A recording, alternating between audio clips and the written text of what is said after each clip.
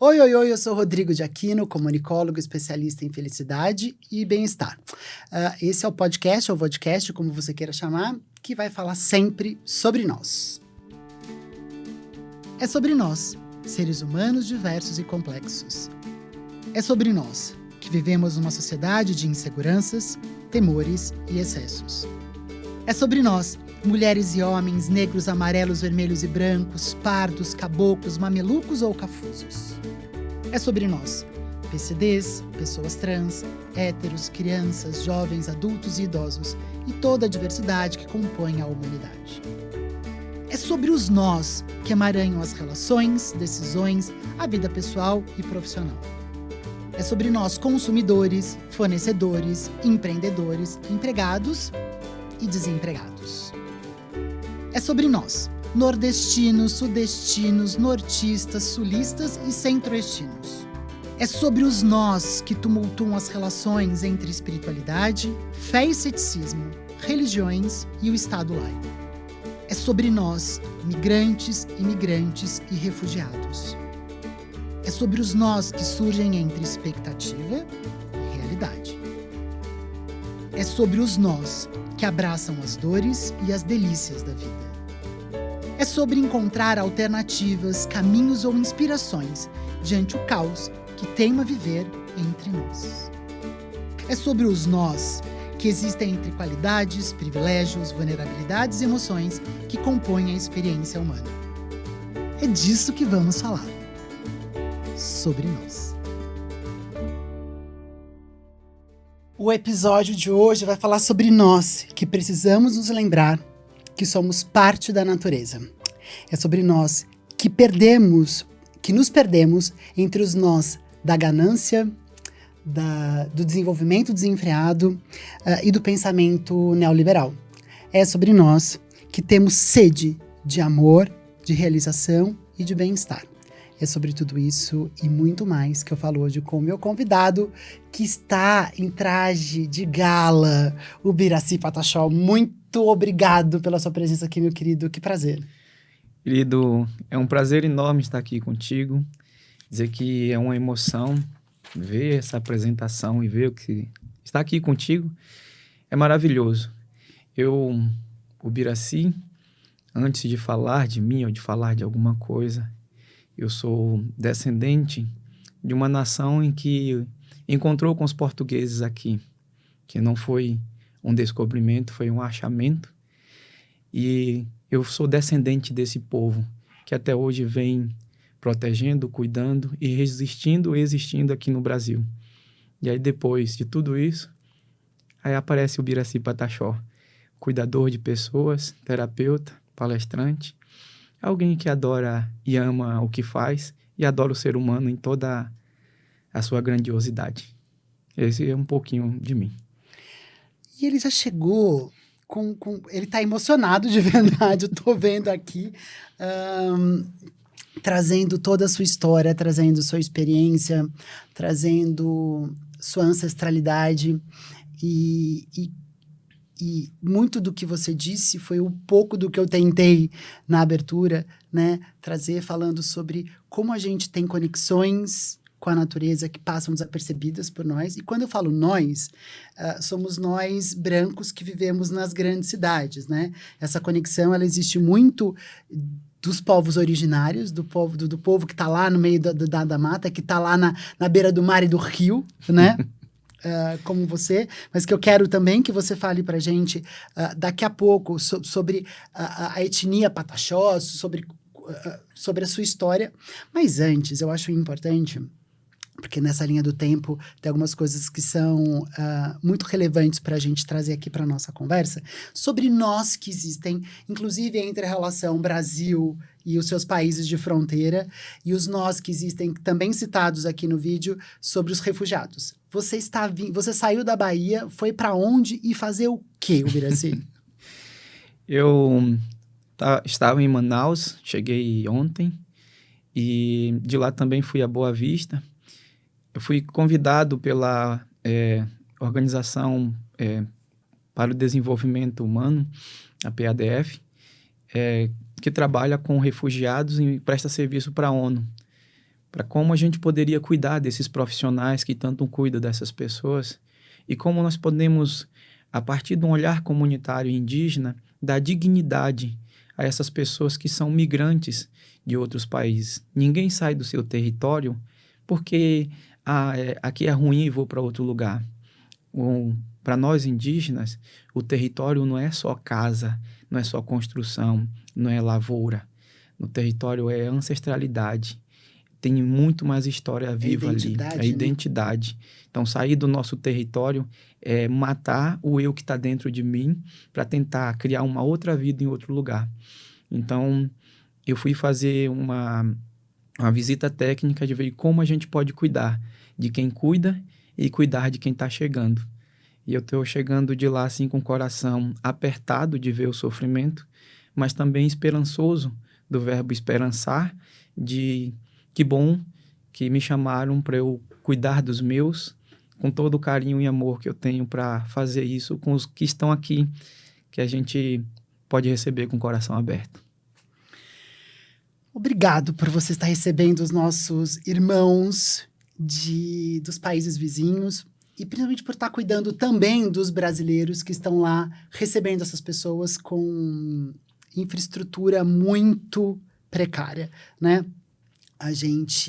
Eu costumo sempre dizer que a gente está preocupado, com toda a razão, com o que acontece na Ucrânia, na Rússia, mas essas coisas estão acontecendo aqui nas nossas fronteiras e a gente tem feito vista grossa para isso, né?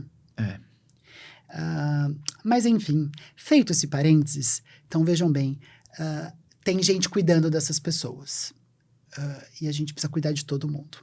Quero que você conte pra gente sobre o que é ser um Pataxó, o que é a etnia Pataxó, né? O que é viver naquela região, como que você, como isso se traduz no seu jeito de ser, de estar aí da sua comunidade. Vixe, talvez é uma das perguntas mais difíceis e complexas que eu teria que responder, que eu tenho que responder, mas também uma das mais deliciosas. Ser Pataxó, a gente tem uma música que diz Pataxó Tirri Aponanri, quer dizer, Pataxó quer dizer povo, e Tirri é indígena e Aponanri é feliz. Então, Pataxó é povo feliz. Nós, quando os portugueses aqui chegaram, eram 500 bilhões que nós éramos. Hoje somos menos de 1 milhão na população indígena no Brasil. E nós estamos resistindo. E estar aqui num programa como esse, com pessoas queridas como você, é mostrar a minha existência, é a maior resistência que nós podemos ter. Resistência é existir uma outra vez. Então, nós estamos fazendo isso há mais de 500 anos. Nós somos pós-graduados em vencer pandemias. Então, ser Pataxó é ser guerreiro, é ressurgir das cinzas, é resiliência, é força, amorosidade. Mas, acima de tudo, nós somos a alegria desse mundo, é mostrar que, mesmo que nós sofremos ataques todos os dias, a gente não vibra na essência desses que nos atacam. A gente continua sendo Pataxó, amando todo mundo no máximo que a gente puder fazer. Aqueles que a gente não ama, a gente respeita. Que tem umas pessoas que é muito difícil a gente amar. Então, pelo menos a gente respeita na essência o sopro de vida que existe nele. É sobre tolerância. E eu acho que, mais do que qualquer outra coisa, a gente vive num tempo que nem tudo merece com que a gente baixe a cabeça, né? Ter resistência e ter autoestima, ter altivez, é honrar a sua história, né? E tá todo mundo sempre acostumado. A história diz que os indígenas sempre foram pessoas muito pacatas ou passivas, né? Mas a história, ela é bem diferente. Eu falo, não é um pouco diferente, ela é bem diferente, né? É mentirosa, né? Exatamente. Não vamos usar de subterfúgios. A história, ela é mentirosa. Então, é muito bom quando a gente consegue entender. A gente vai falar bastante sobre isso, sobre o paradigma pelo olhar indígena, né? A gente enxerga muito esse mundo, e é o exercício que eu tenho feito a cada convidado que eu trago aqui, que é desconstruir o pensamento eurocêntrico que embasa toda a minha vida e a maioria das pessoas que acessam o YouTube, que acessam a internet, né? Trazendo o maior número de pessoas de culturas diferentes para a gente poder ampliar o nosso olhar e poder efetivamente falar sobre um mundo mais empático, um mundo mais amoroso, um mundo mais gentil. E aí, no seu site, que é www.ubiracipataxó.com. Acessem. Tem uma frase que diz o seguinte: somos de uma família de lideranças e desejamos espalhar pelo mundo a mensagem de que podemos conquistar nossos espaços com amor e acolhimento, né? E aí, a partir disso, que é esse olhar de amor e acolhimento, dessa liderança de amor e acolhimento, queria que você contasse pra gente, e aí você pode contar com todos os detalhes, porque é uma delícia escutar o Biraci falar. Sobre essa sua trajetória, né? Do menino que nasceu alguns anos atrás e ele se descobriu, de repente, um curador, se descobriu um aprendiz de pajé, e isso é muito... eu acho que essa é a base para toda a nossa conversa, né? Sobre o florescer da essência da sua cultura em você, para a gente poder falar sobre toda a filosofia e a ciência indígena que você domina tão bem e que a gente precisa saber hoje. O processo de dominação é meio que louco no olhar indígena. Que chegaram aqui falando sobre um Deus, que até hoje é falado, que prega o amor. Mas aqueles que falavam sobre ele nunca fizeram nada com amor. E o amor, ele é muito livre. Pelo menos, talvez, é o que eu imagino, ou que eu tenho aprendido com o meu povo. O amor não é possessivo, não é ser dono de algo, de alguém. Eu posso amar alguém que eu queria ter como minha companheira ou meu companheiro, mas ficar muito feliz se, porventura, ele escolher uma outra pessoa para ser sua companhia, porque eu quero que ela fique bem. Então, não é ser posse de nada. E nós estamos, há mais de 500 anos, vivendo esse ambiente de possessividade, principalmente através da fé. Então, quando a gente fala de amor e fala de respeito, que é o que minha cultura mostra, me faz respeitar o Jesus Cristo, a forma com que é escrita e o que fala sobre ele. Mas é muito difícil encarar aqueles que trazem essa mensagem, porque o discurso é um e a prática é outra. Tem muita gente vivendo de aparência, mas na sua essência não é. E a gente não consegue usar uma máscara por muito tempo. Uma hora a gente vê a verdade nua e crua. Então, esses pensamentos povoaram o tempo inteiro a minha história. Eu cresci vendo minha avó benzer e para espanto, quando alguém admirava demais a gente, ou admira demais, pode causar um espanto, que hoje chamam-se de inveja. Que achar tão bom que o outro, por que meu filho não é igual? Por que eu queria ter um filho desse jeito? É intencionar uma energia maior do que a outra pessoa pode carregar. Na minha cultura, não se pergunta uma criança o que ela vai ser quando crescer, porque ela já é alguém. Amanhã ela pode ser o que ela quiser no mundo, ou nada, e vai continuar sendo alguém. Então, eu cresci, eu sou fruto da indignação. Todas as pessoas que vivem uma indignação são pessoas que têm valores. E os valores que minha família, minha comunidade passa é o respeito, coerência, ética e essência. Então, tem muita gente aí falando de ética, mas para mim, ética é fazer o que é certo mesmo quando não tem ninguém avaliando. Então, com essas indignações que eu vivi, essas ações indignas, eu fui me reinventando. Eu cresci vendo as pessoas, meu pai atendendo as pessoas que chegavam lá Meu pai é pajé. E chegava lá, o discurso era: o médico disse que eu tenho 3 meses de vida. E meu pai, mas como? Ele é dono do tempo? Ele já ocupou o lugar de Deus para delimitar a quantidade de tempo? E ele dizia: enquanto você estiver respirando, a gente vai cuidar.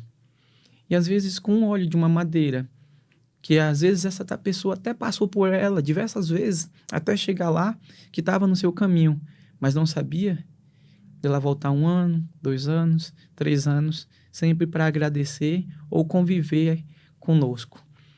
E eu cresci vendo meu pai dizer: os médicos não prestam. Mas eu cheguei a um ponto que eu também, quando eu vivi na cidade, passei mal. E eu fui levado e fui atendido por médicos muito bons.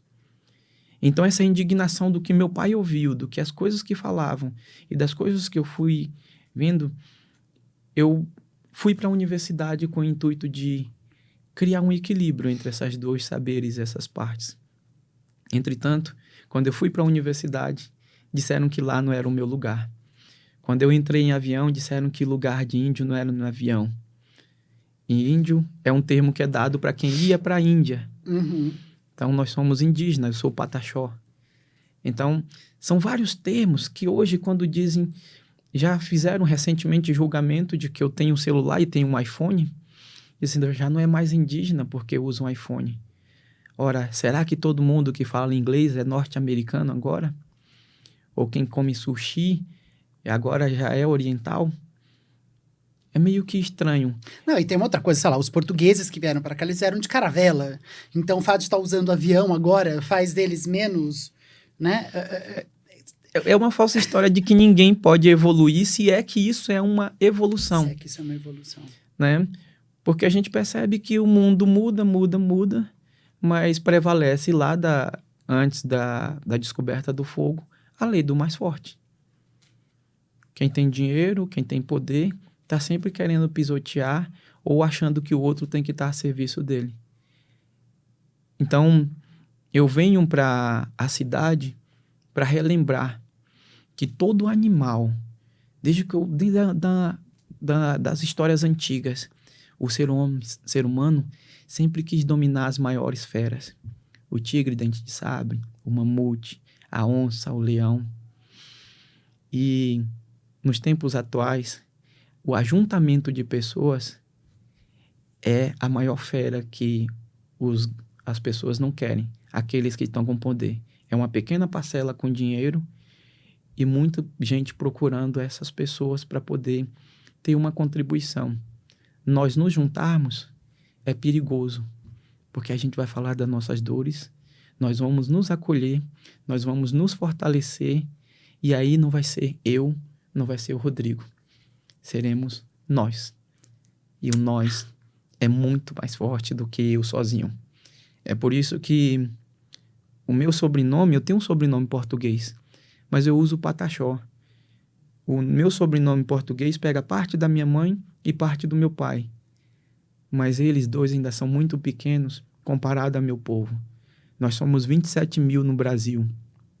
E nós nos ajuntamos e estamos recolhendo aqueles que estão perdidos por aí. Porque um dedo só é muito fácil alguém quebrar. Mas se eu juntar meus 4 dedos aqui, além de fechar minha mão, vai ser muito difícil alguém quebrar. Por isso que o nós é muito mais difícil de se movimentar. E tem sempre alguém querendo ser líder da gente. Eu sou de um povo que nunca precisou de júri nem juiz, porque o nosso maior legado é o respeito. Então, a gente não tem cercas nem muros. Então... Você sabe que tem uma frase, desculpa, mas tem uma frase que eu gosto muito, que eu já ouvi ela colocada em várias posições, que é o seguinte: eu não te julgo porque eu não te condeno. Eu não te condeno porque eu não te julgo. Né? E eu acho que a gente vive num mundo de condenações, porque a gente se acha no direito de julgar tudo e todos. Né? Ao mesmo tempo que eu acho que é impossível a gente não julgar as pessoas. Porque a gente faz um julgamento crítico de tudo que acontece, né? O problema está exatamente quando a gente se acha no direito de condenar as pessoas. Foi meio confuso, mas quero que vocês prestem atenção nesse conjunto mesmo.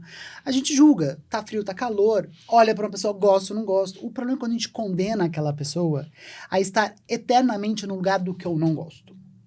Eternamente no lugar assim, não presta. Eternamente no lugar, vale menos. A gente tem que aprender a rever os nossos julgamentos, porque assim, nem sempre a gente está certo, porque a gente faz julgamentos muito baseados em vieses de experiências e de preconceitos. Então, eu acho que muito dessa fala que o Birassi vem trazendo, né, ele podia estar estanque nas verdades do pai. Ele podia ter acreditado nas coisas que a universidade falou para ele. Não, ele foi lá, foi refazendo os seus julgamentos, né? E deixou cada um ter sua própria consciência para poder se condenar ou ficar livre a depender do que elas acham que elas têm que ser e de como elas têm que agir, né? O que eu percebo, e essa sua fala é importante justamente, porque a gente aprende sobre o universo. A gente aprende sobre coisas assim do mundo, mas pouco sabemos sobre nós. Aqui, a ideia é que parece que eu sou o centro do universo e que tudo tem que girar em torno de mim. Esse é o Sol.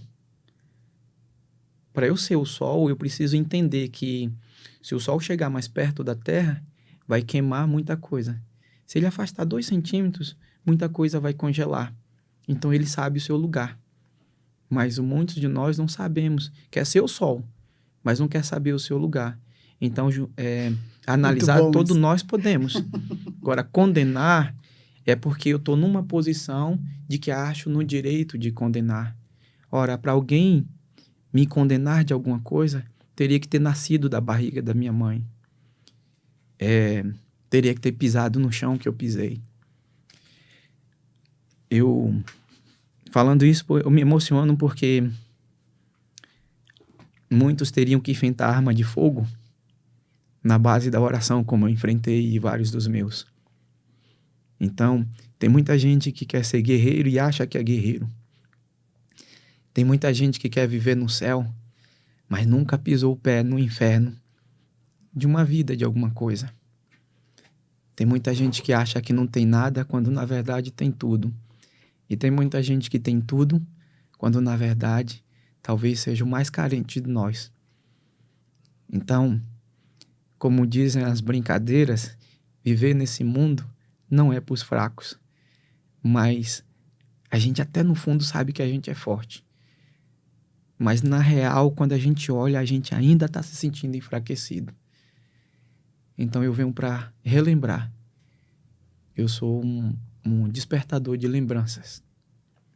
Eu quero despertar em você que está assistindo, quem vai nos ouvir, de que eu não estou aqui por acaso. Nós não estamos aqui por acaso. Minha mãe me carregou na barriga, mesmo que ela não tenha sido uma mãe boa. Isso eu não estou falando da minha, mas estou falando para quem não teve uma mãe boa. Não foi um acaso da vida. Nós não somos qualquer um. Nós não viemos aqui para passear. Cada um de nós temos um propósito. Ou é para ajudar em alguma coisa, ou é para atrapalhar em alguma. Mas nós não viemos aqui por acaso. E nós não somos o centro do universo. É isso que é o Birassi Photoshop, minha gente. Vocês entenderam por que esse convidado está aqui? Porque ele é lindo. E eu adorei essa frase, gente. Eu tenho que colocar um outdoor falando assim. Você pode ser o sol que for, mas saiba o seu lugar. Eu adorei essa reflexão, ela é muito boa. E aí, diante desse conjunto de coisas que você disse, eu quero passar também por essa ideia da teia das 5 curas, né?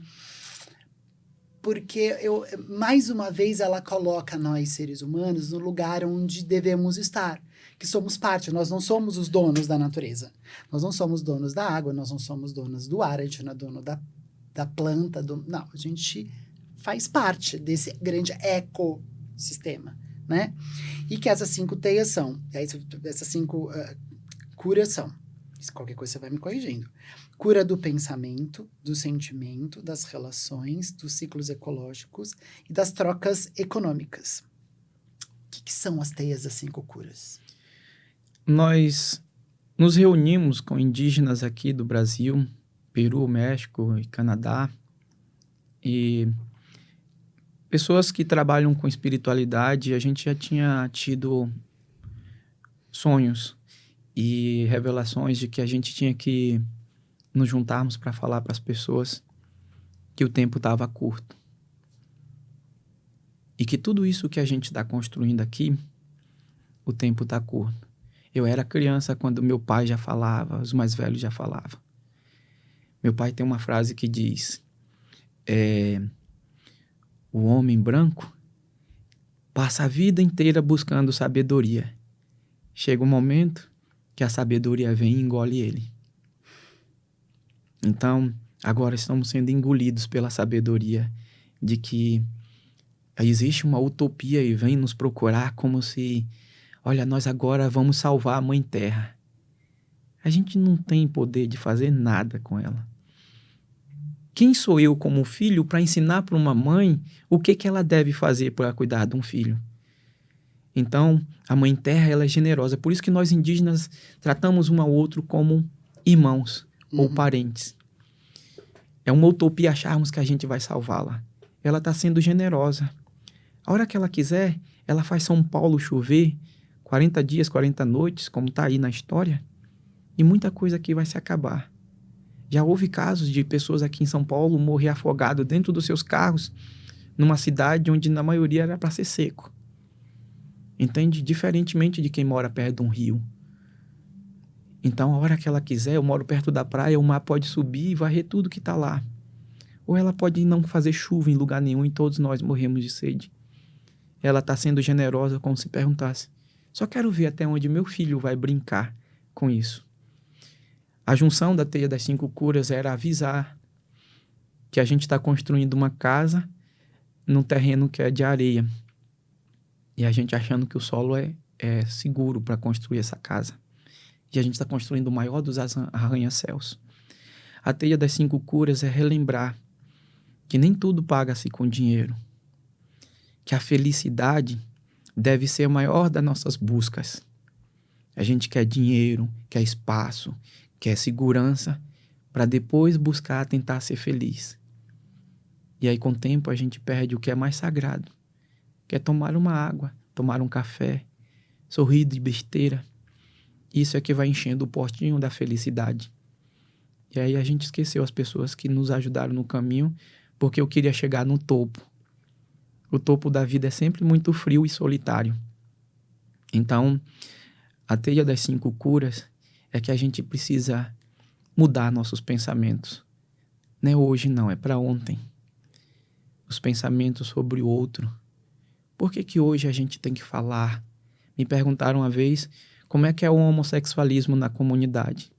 Eu falei, não sei te dizer, mas por quê?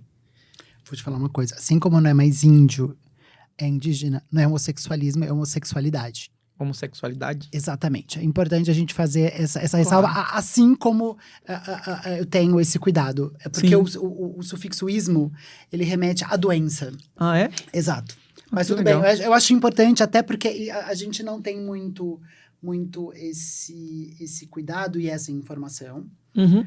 Assim como muita gente não sabe que não é mais para chamar de índio, tem que chamar de indígena. Indígena, não isso. Porque a gente foi educado de uma maneira equivocada. Então, eu quero aproveitar esse ensejo para a gente poder levar também essa informação. Lembrar, você que não sabe, que não é ismo, é homossexualidade. E que a gente não chama os povos originários de índios, mas sim a gente chama eles de indígenas. Índios remete à ideia de que aquele que veio da Índia, né? Então, a gente desconhece esse fato, que até porque talvez se a gente fosse a Índia, ia ser muito legal a gente trocar experiência com o pessoal. Mas você estava falando sobre, tem gente que pergunta para você se existem homossexuais dentro dos grupos indígenas. Isso. Eu falo que não saberia responder, porque isso não é a pauta. Pouco me importa a escolha sexual de alguém. É a vida dele. O que importa é: Rodrigo, você está feliz? Se você disser, estou, isso é o que me importa. nada mais, vale a pena porque eu não posso te excluir, porque talvez você não é o melhor arqueiro, talvez você não é o melhor professor, talvez você não faz um artesanato, ou você não é um bom cozinheiro, uma cozinheira. Por causa dessas coisas, dentro da comunidade, o cacique é um gestor de pessoas. Mas o que te deixa feliz, Rodrigo, para você fazer? E você vai dizer, olha, eu queria servir assim. Pois não. Por que não experimentar? Mas essa questão, é uma dúvida mesmo, essa questão dessa diversidade dentro das tribos, ela é uma coisa geral ou é uma coisa pataxó? Olha, eu vejo que a homossexualidade... Captei, viu? Ele é muito esperto, mano. A homossexualidade nos povos indígenas, como eu tenho visto na TL, por exemplo, acampamento Terra Livre, que a gente tem participado, isso não entra em pauta dessas discussões. Até alguns parentes resolveram levantar essas questões de como seria essa interação fora da comunidade. Mas na comunidade é muito aceito. Ok. Pelo menos é o que eu vejo O melhor de tudo é saber que isso não é uma pauta. Logo, isso não é um problema. Logo, cada um cuida do seu e tá tudo certo. Pauta é saúde, é território, direitos humanos. Isso são pautas pra gente. Educação, que é o de geral. O que tu faz, as tuas escolhas, o que eu faço, o que eu escolho, vai impactar sobre o resultado das coisas que eu quero fazer. De boas e ruins. O que nós não podemos fazer e o que a gente faz com muita maestria é não deixar você se sentir sozinho. A pior solidão é aquela que a gente vive no meio de um bocado de gente. Então, a gente não deixa ninguém se sentir sozinho. Você quer chorar? Chora com a gente. Você pode até ficar sozinho lá no seu canto, mas ainda assim você estará com a melhor companhia, que é com você mesmo. Inclusive, eu não sei se são todos os domingos, mas quase todos os domingos, o Biraci, no Instagram dele, ele faz um trabalho ele faz uma live de mais de 1 hora, invariavelmente, né? Geralmente são 2 horas. De escuta, onde ele pega a pessoa, ele abre espaço para pessoas, então, do Brasil e do mundo, que estiverem lá online para ouvi-lo, na verdade, para que ele ouça cada uma das pessoas que tem lá suas dores, que podem... Durante a pandemia, eu acompanhei algumas lives dessas, e as pessoas, elas estavam trancadas dentro de casa, né? E até alguns trancamentos anteriores se materializaram ali, né? Justamente. E é justamente isso. A teia das 5 curas é falar sobre esses ciclos. Os ciclos que há em nós. Eu vejo que na cidade as pessoas falam de natureza como é uma coisa extra nós. Na terra, você vai encontrar ferro, cálcio, zinco, fósforo, água, ar e o fogo interno em cada coisa. Quando a gente está doente ou a gente sofre um acidente, a primeira coisa que os socorristas fazem é ver nossa respiração, o ar e a nossa temperatura corporal, o fogo interno. A pessoa morta fica gelada. Se a gente for fazer um exame de sangue, vai encontrar ferro, cálcio, zinco, fósforo, que são a matéria-prima para o nosso sangue para a gente ficar bem. Então, qual é a diferença minha para a Mãe Terra?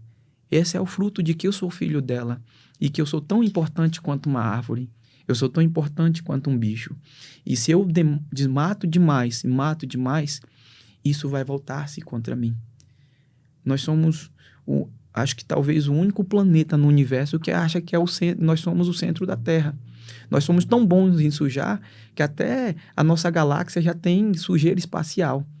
Então, eu não consigo compreender o que nós queremos descobrir tanto, mas a ponto de desconhecermos de nós. A teia das 5 curas é relembrar que antes de você querer conhecer o mundo, é se reconhecer que se você não tem dinheiro para receber o meu produto que eu oferto, eu sempre pergunto, Rodrigo, de que maneira você pode pagar? Sabe, não é o que dinheiro fala. Você pode me dar um presente, você pode me dar seu tempo, você pode em algum momento fazer um atendimento para mim. e a gente vai fazer. Então, aos domingos, quando você disse que eu faço as escutatórias, existem cursos para oratória, para você falar bem, outras coisas. Mas não tem curso para a gente escutar as pessoas. E isso a gente faz em roda. Na comunidade, a gente está sempre em roda, cantando, dançando, ouvindo, comendo. Porque ali tem o alimento afetivo e o alimento material. Tem a comida afetiva e a comida material. Tem a escuta afetiva e a escuta espiritual. Tudo junto e misturado. Na cultura não indígena, o seu corpo é trabalhado numa academia. Sua cabeça, sua mente é trabalhado numa outra academia. E sua espiritualidade numa outra instituição. Tá todo mundo dizendo: venha para o meu Deus, que o meu Deus é o melhor. Venha para a minha instituição, que nossos ensinos são os melhores. Venha para a minha academia, que aqui você vai ficar com o corpo perfeito. E nem sabem exatamente que tipo de corpo perfeito é esse. Nem todo mundo gosta de gente musculoso e barriguinha sarada. Tem gente que gosta do magrinho, tem gente que gosta do gordinho.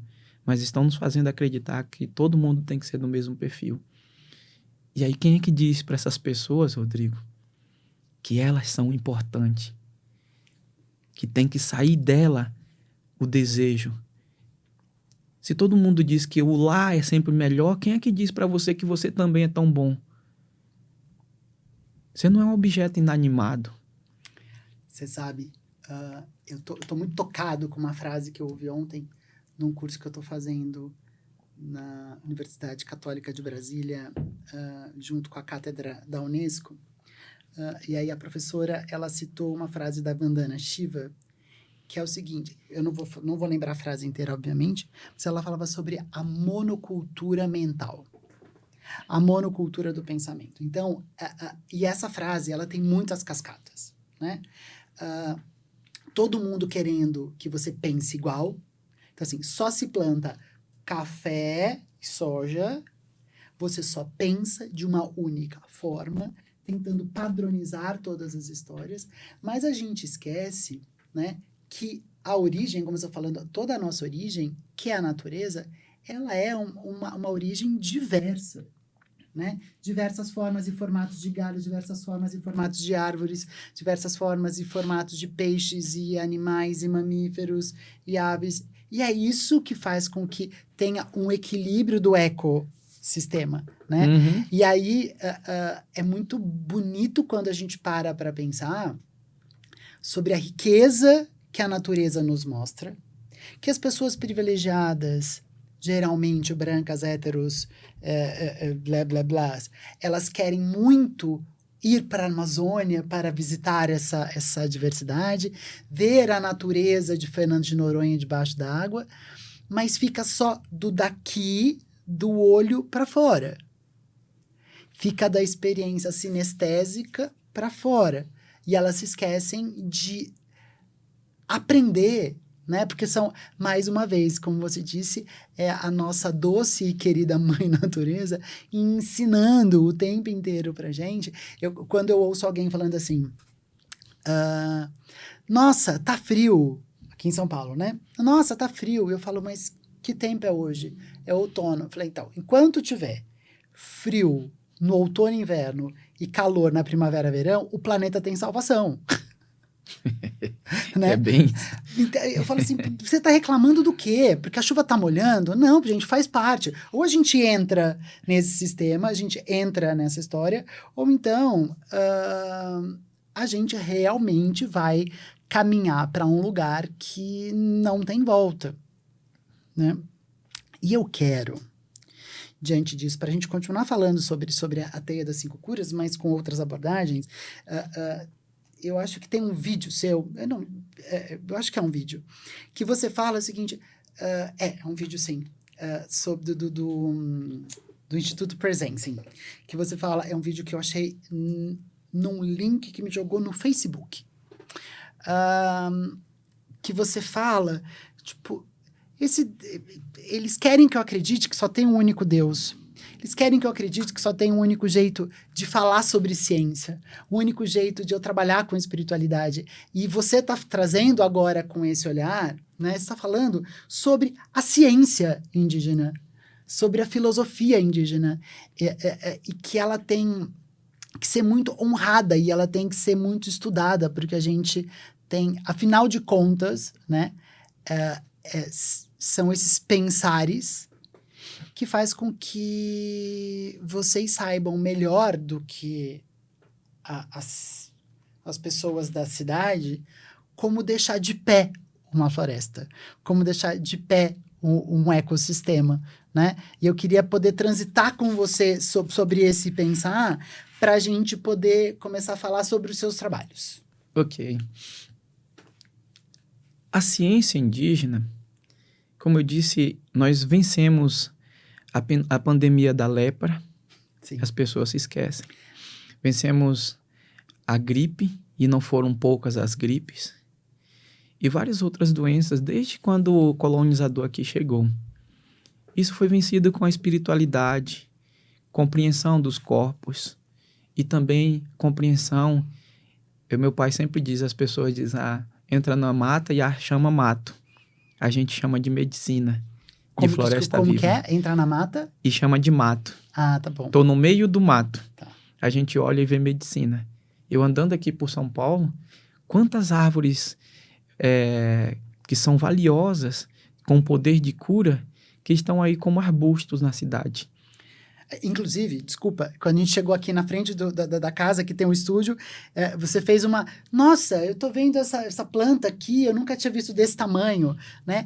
Porque é a sua realidade, é olhar a natureza o tempo inteiro como uma extensão sua, né? Como uma parceirona. Isso que eu acostumado a vê-la sempre em caqueiros, bem pequenininha, mas o tamanho que está ali fora, me deu uma felicidade e a esperança de que pode sim haver uma grande mudança. E aí, nesse sentido, tem muita gente que o Birassi escreve livros, o Birassi monta um modelo. Não tem como montar um modelo de uma coisa que é aberta. Recentemente, quando eu fui apresentar meu TCC, eu criei um e-book de ervas medicinais, são mais de 100 plantas, com posologia e contraindicações, para usar como livro de cabeceira. A gente ainda vai lançar, eu estou reestruturando, organizando tudo. A ideia era facilitar para que as pessoas, tanto indígenas como não indígenas, nem todo indígena conhece a ciência da mata. Tem alguns que estudam mais sobre isso. Então a ideia é facilitar para os meus parentes e não indígenas também. A minha professora que estava, estava me ajudando no TCC, tem uma professora qual é o nome que diz? Orientadora, queria usar o meu trabalho como parte do seu doutorado em alguma coisa sobre agroflorestais. E eu disse não. Aí começou o meu inferno acadêmico.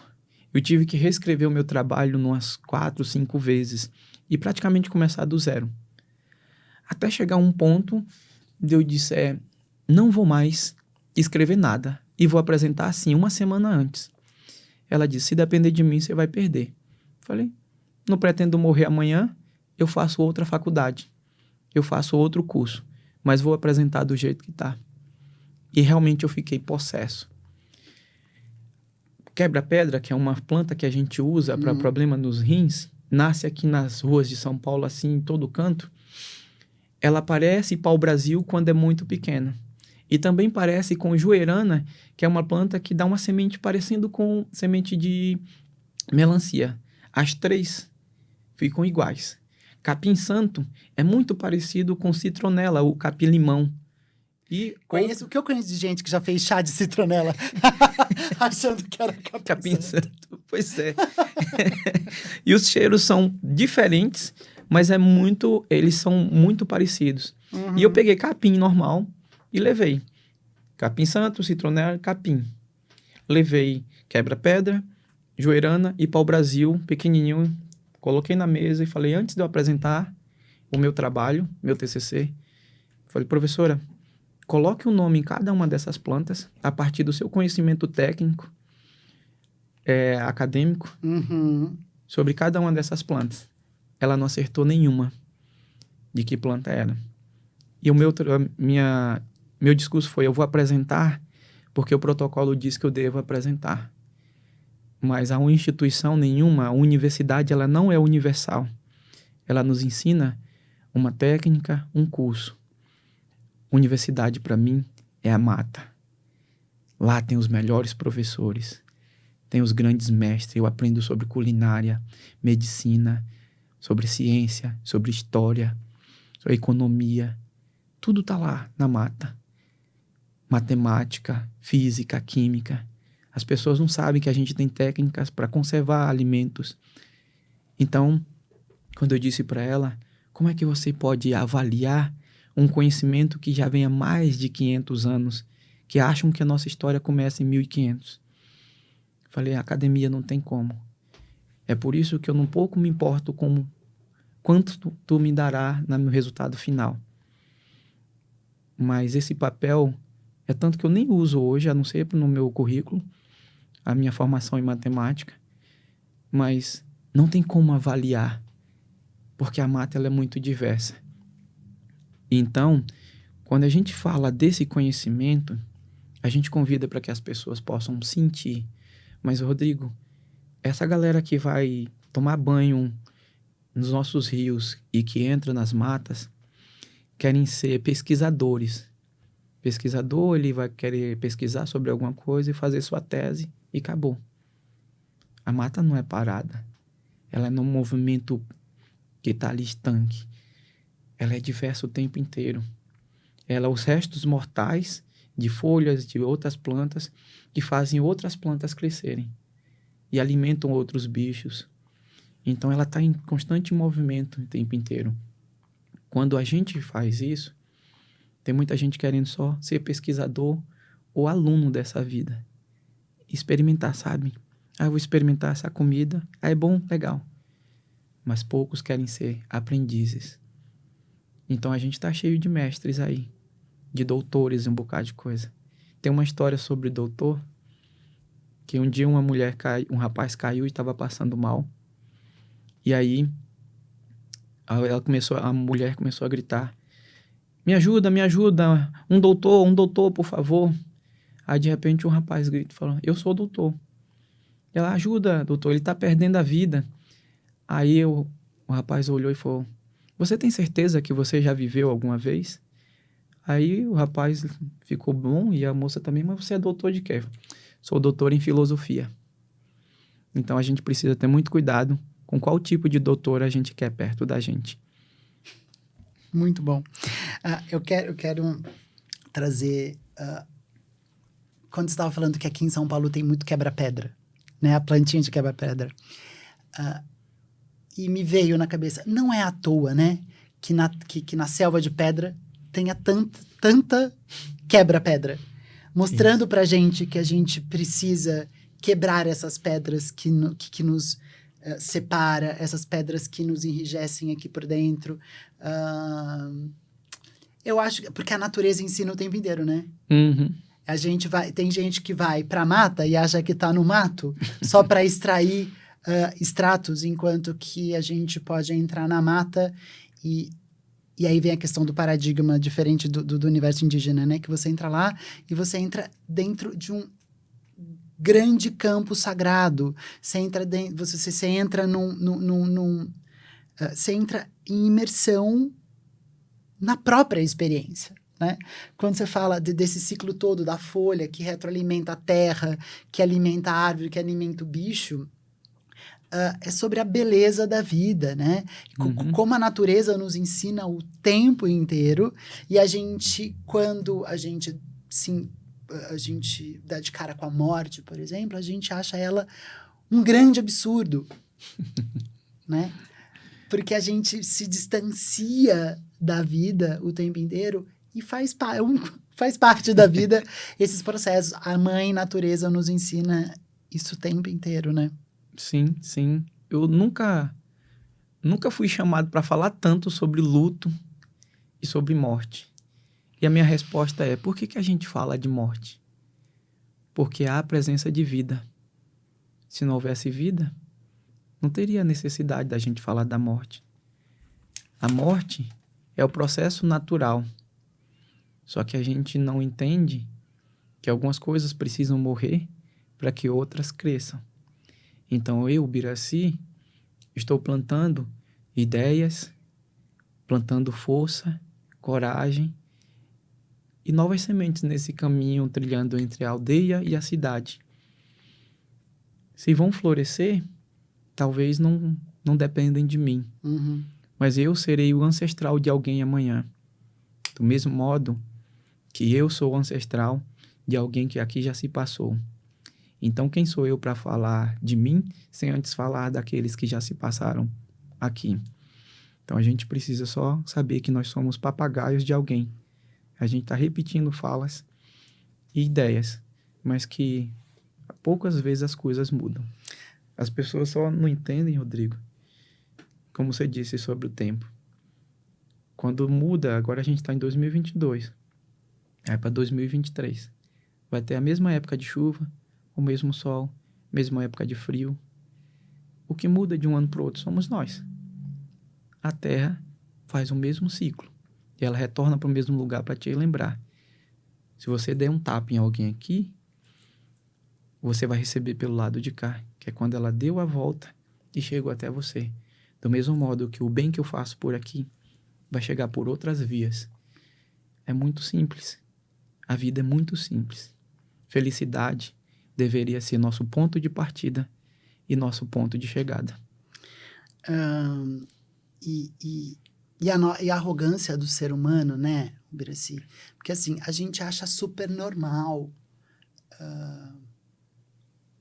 consumir um animal, consumir uma planta, ver uma árvore ser cortada, um rio ser morto, mas a gente se acha num lugar muito superior que quando morre um ser humano, claro que em condições normais, não é quando tem genocídio acontecendo, são coisas diferentes, né? Uhum.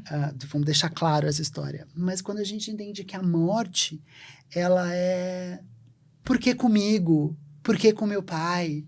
Por que com a minha tia? Né? São ciclos da vida, né? Eu entendo que a gente precisava rever esses nós que existem nessa questão toda, porque é o ciclo da vida, né? Mas, para a gente poder dar continuidade à nossa conversa, e principalmente nessa questão do pensamento da ciência indígena, só quero trazer, e aí você comenta do jeito que você quiser, todo esse conhecimento e toda a sabedoria e toda essa vivência no laboratório Mata de Ubiraci Pataxó, certa vez num evento com o Otto Scharmer, só do MIT, do Instituto de Tecnologia de Massachusetts. Ele estava nesse evento e ele tem uma fala, lá ele está fazendo uma palestra no meio de um curso, que alterou uma das teorias da teoria U, desenvolvida por um dos institutos de tecnologia mais importantes do mundo. Então, entendam, por favor, que essa fala do Biraci toda é sobre nós, é sobre o conhecimento que não precisa, ou a única forma de conhecimento, que não existe uma única forma de conhecimento. É isso que eu queria dizer. A universidade formal não é a única forma de conhecimento. Ela é muito importante, né? Tenho orgulho das minhas formações, das coisas todas que eu estudei, mas elas não podem ser as nossas únicas fontes de conhecimento, porque temos dentro da filosofia e dentro da ciência da mata muito conhecimento, dentro da filosofia e do conhecimento africano tem muita informação, e a gente precisa ficar atento a isso, porque ali tem muitas respostas para a gente conseguir desatar os nós que estão impedindo o desenvolvimento da nossa sociedade. É a partir daí que eu quero que você consiga falar para a gente sobre 3 trabalhos que você faz, que acho que são muito importantes para vocês saberem e procurarem depois, fazerem as formações com o Biraci. Você, empresa que queira chamar o Biraci para fazer uma palestra, também chame ele para fazer, que ele está aí sempre com a agenda aberta, que eu quero que você fale com a gente sobre o trabalho da medicina indígena, da terapia comunitária integrativa e autonomia da cura. 3 coisas que a gente falou. A gente passou por essas coisas todas. Mas é só para a gente conseguir botar isso nas caixinhas e as pessoas entenderem como acessar o seu trabalho e poder aprender mais com você. Falando desse evento com o Otton, achei incrível a simplicidade. Porque o orgulho, às vezes, fazem com que a gente olhe uma outra pessoa e não dê crédito ao que ela está falando. Eu tive só 15 minutos de fala e era para trazer uma oração e uma mensagem. Até então, não era para eu questionar nada. E a minha fala foi: eu concordo com tudo que foi pesquisado e com tudo que tem falado. Até porque eu não li toda a pesquisa. E eu só acrescentaria uma quarta camada, que seria: nós somos o sistema. Alguma coisa fez com que a gente se encontrasse. Foi uma amiga que nos juntou e aí a gente trocou palavras carinhosas entre dois seres humanos que amam a vida e amam as pessoas, e aí promoveu esse encontro aqui. A partir daqui, a gente vai se conectar com outras pessoas.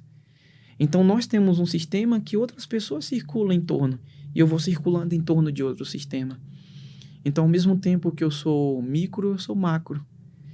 Então, o que eu estou convidando nesses cursos é para entender que nós não somos um projeto mal sucedido. Nós somos o projeto mais bem sucedido. E que muitas pessoas estão sozinhas, se sentindo sozinhas, é porque em algum momento alguém fez acreditar que ela é a pior companhia para ela mesma. Então, a autonomia da cura, e a gente também tem o Cuidando do Cuidador, que são para líderes, pais e mães de família, profissionais de diversas áreas, que já estão cansados da luta, que precisam de cuidado. Então, ou eu vou até a cidade, ou essas pessoas vão até a minha aldeia, passamos uma semana recebendo cuidados. Que foi o trabalho, o Cuidando de Quem Cuida, foi o trabalho que você fez agora lá em Boa Vista e em Manaus. Isso. Tá bom. Que é cuidar dessas pessoas que tanto cuidam, trazendo respeito, responsabilidade, reconhecendo a sua história e também compreendendo as suas dores. Nosso corpo, ele nos dá várias pistas dos problemas que nós temos diários. Ele nos avisa antes da gente ficar doente.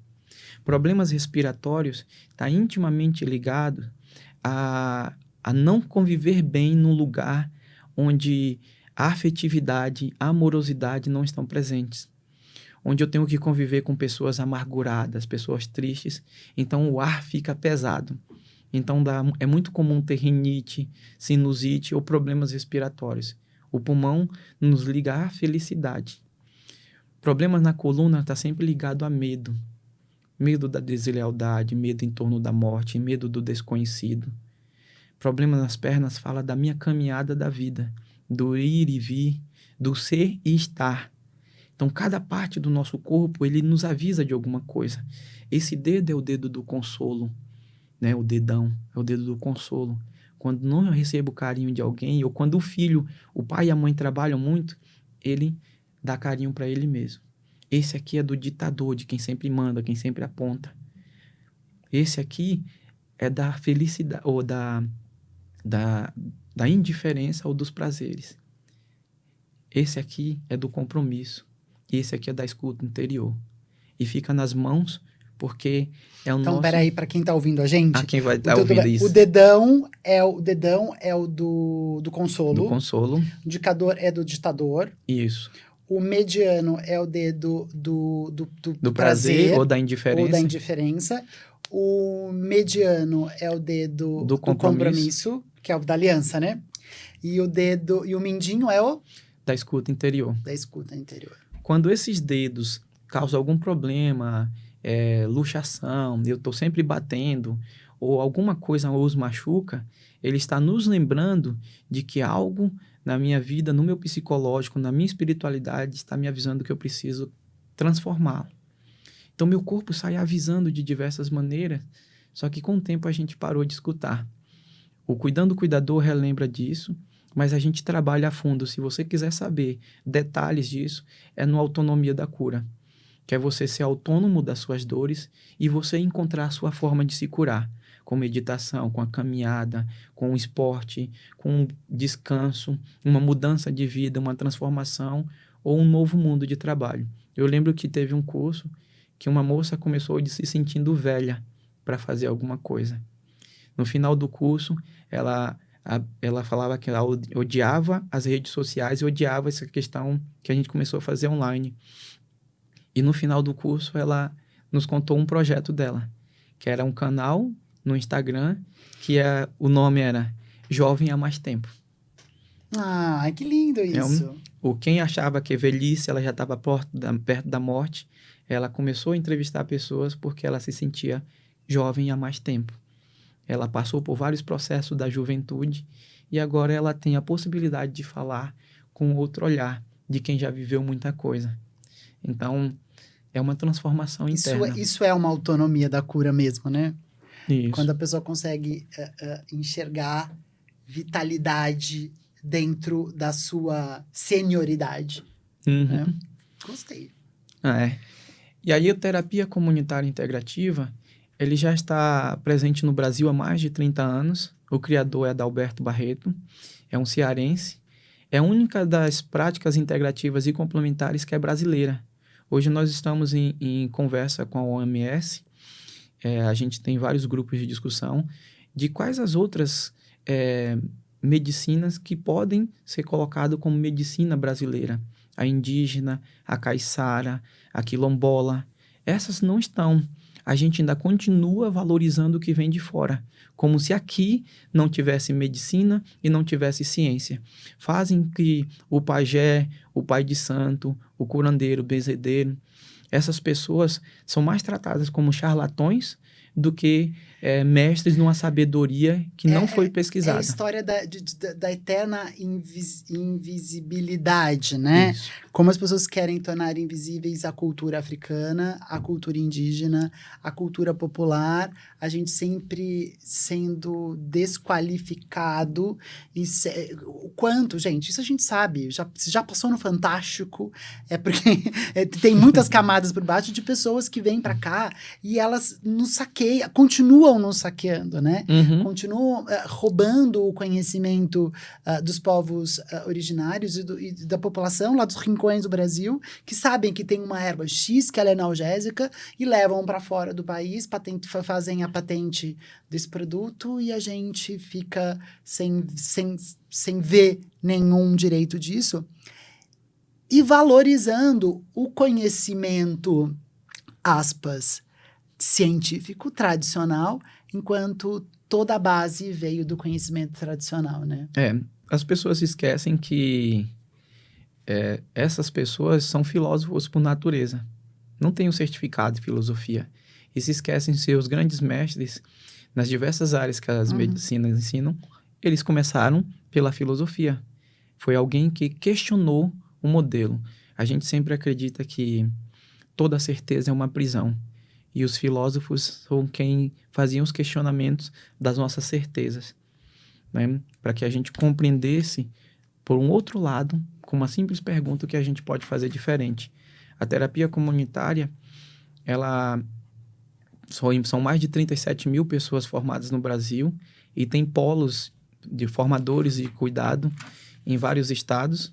Hoje está em mais de 20 países, quer dizer, não está em 20 países, recentemente foi nos Estados Unidos, e tem a Organização Europeia de Terapia Comunitária. A gente não faz ideia de quantas pessoas são beneficiadas. Que nasceu aqui. E aí, daqui a pouco, obviamente que a comunidade europeia de terapia integrativa comunitária vai ganhar voz, né?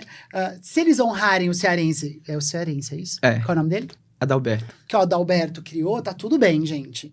Mas a gente precisa honrar as raízes do nosso conhecimento, a gente precisa honrar todas as contribuições que todas as etnias indígenas do Brasil trouxeram para a nossa história. O caso do Adalberto, eu trabalho junto com ele há mais de 10 anos, porque a terapia comunitária é um espaço aberto, que a gente não julga, não dá conselhos, não faz sermões e nem interpretações. é um espaço de acolhimento, onde a gente acolhe todo mundo. Não importa o que você estudou, o que você não estudou. O que importa para a gente é a sua experiência de vida. Então, a terapia comunitária, a gente só acolhe. Acolhe a cultura, com muita música, muita dança. Se tiver comida, a gente come. Então, a gente já está indo para a Europa. Inclusive, agora em setembro, eu vou passar 20 dias lá. Mesmo não falando outra língua, e não faço questão de Tá falar. bom, minha gente. Depois, vindo de lá, a gente vai para os Estados Unidos, porque a ideia é a gente entender que o sentimento, ele é universal em qualquer lugar. Se eu falar, a mãe que perdeu um filho por coronavírus aqui no Brasil, a dor dela de perder alguém é a mesma que alguém perdeu na Itália, lá nos Estados Unidos ou em qualquer lugar do mundo. Então, tristeza é a mesma. Então, tem muita gente medicalizando o sofrimento. A terapia comunitária, a gente acolhe. Se você quer falar, você fala. Se você quer escutar, você só escute. Se você quer cantar, você canta. Se você quiser declamar suas poesias, fique à vontade. Mas o importante é você se juntar, estarmos em roda, em círculo. E ela casa-se muito bem com a filosofia indígena, que a gente não faz com que o outro se sinta sozinho. E mesmo ali, no seu cantinho, todos que entram na roda de terapia são beneficiados, mesmo ficando em silêncio, porque as histórias é que nos une. Quando eu falo, eu perdi o meu pai, você que tem seu pai, fala, graças a Deus eu estou com o meu. Foi através da minha história que você relembrou que você tem um pai. E se eu disser, meu pai não prestou, não foi ruim, você, que bom que o meu me apoiou. Então, percebe? A minha história relembra o outro, que a gente também tem uma história. Eu não preciso mergulhar na história do outro para fazer as mudanças, mas quando eu escuto a história do outro, eu faço eu refletir na minha. Essa é a terapia comunitária. E a gente pode fazer com 5 pessoas ou com grupos de centenas de pessoas, como a gente já fez. O resultado é igual, porque lá nós falaremos de sentimento. A gente não medicaliza, a gente só acolhe. E aí as músicas, os poemas são muito bem-vindos. A cultura é a grande mudança. Eu vi uma roda de terapia praticada pelo pessoal no continente africano, que assim, é uma alegria. As pessoas em sofrimento. Tem um cara, um ucraniano, que já antes disso acontecer, ele já estava em solo fazendo as rodas de terapia. Ele fazia no local que as bombas caindo ao redor e ele praticando terapia. As pessoas falando das suas dores, mas também uma apoiando as outras e se acolhendo. Isso não tem preço. É o salário afetivo que só em comunidade a gente recebe. A academia nos dá um status, nos dá salário, mas o salário afetivo é só quando a gente faz algo que é extraordinário ou algo que é tão simples pra gente, mas no final a pessoa diz, eu não tenho como te agradecer pelo que você me fez. Esse é quando a gente recebe o salário afetivo. É quando a gente está em grupo, está em comunidade. TCI é sobre nós. Com certeza. É sobre nós. Meu querido, adorei essa frase. Toda certeza é uma prisão. Eu tenho um grande mestre que fala, quem se prende não aprende. Quem não se envolve, não se desenvolve. Exatamente isso. Muito, muito, muito obrigado pela sua contribuição. Muito obrigado pelas suas palavras. Muito obrigado pela sua sabedoria, pelo seu compartilhar. Espero que todo mundo que esteja aí do outro lado, nos vendo ou nos ouvindo, tenha praticado um pouco da escutatória com toda essa doçura e profundidade e simplicidade, que é o que mais importa das falas de Uberaci. Obrigado, meu querido. Eu agradeço de coração pelo convite. Quero. Eu escrevi um texto no dia 7 de setembro, quando eu vi as pessoas indo às ruas. E não importa se você é apoiador ou não desse governo, até hoje eu não vi um governo que fale sobre nós ou trabalhe para nós. No início, depois é por eles, e o que sobra vem pra gente. Entra governo e sai governo, a gente sempre tem que pagar, tá? Nós sempre pagamos a conta. aumenta-se tudo e a gente paga. A gente carrega esse Brasil, nosso país, nas costas, literalmente. Então, no dia 7 de setembro, eu escrevi esse texto que eu queria compartilhar. Fica à vontade. E... deixa-me ver, cadê? Eu tinha separado.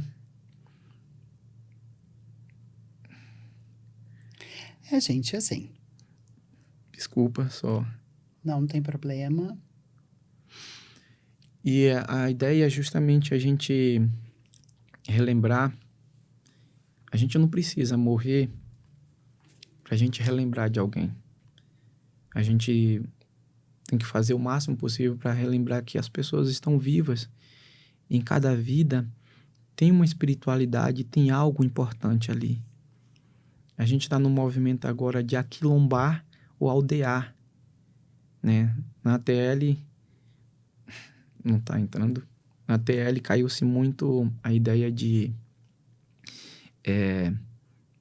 a gente aldear as pessoas e descolonizar mentes. Então, às vezes nós precisamos descolonizar nossos próprios pensamentos. E nesse texto desse artigo que eu abri, como o celular não está abrindo, diz o seguinte: a gente está lutando por uma liberdade prisioneira, uma democracia que força-me a votar no menos pior. A gente não é livre. Isso não é democracia. Então nós devemos pensar o que é liberdade. Nós devemos pensar o que é justiça, porque não é justo terem pessoas passando fome num país onde é um dos maiores que plantam. Não é justo terem gente pobre num país que é tão rico. Então, antes da gente falar de qualquer coisa, vamos buscar a justiça nas nossas falas e nas nossas ações. E é por isso que a gente precisa, para ontem, falarmos sobre nós. Obrigado. E é isso. É sobre nós que achamos que somos separados, é sobre nós que precisamos ter consciência que estamos todos conectados, é sobre nós que precisamos reconhecer beleza e o sagrado em cada encontro. É sobre nós que vamos continuar falando nos próximos episódios. Até breve. Muito obrigado pela sua escuta, pela sua presença e pela sua colaboração, clicando, compartilhando, indicando para os amigos cada episódio desse podcast, feito com muito carinho e com muito amor para todos vocês. Até mais.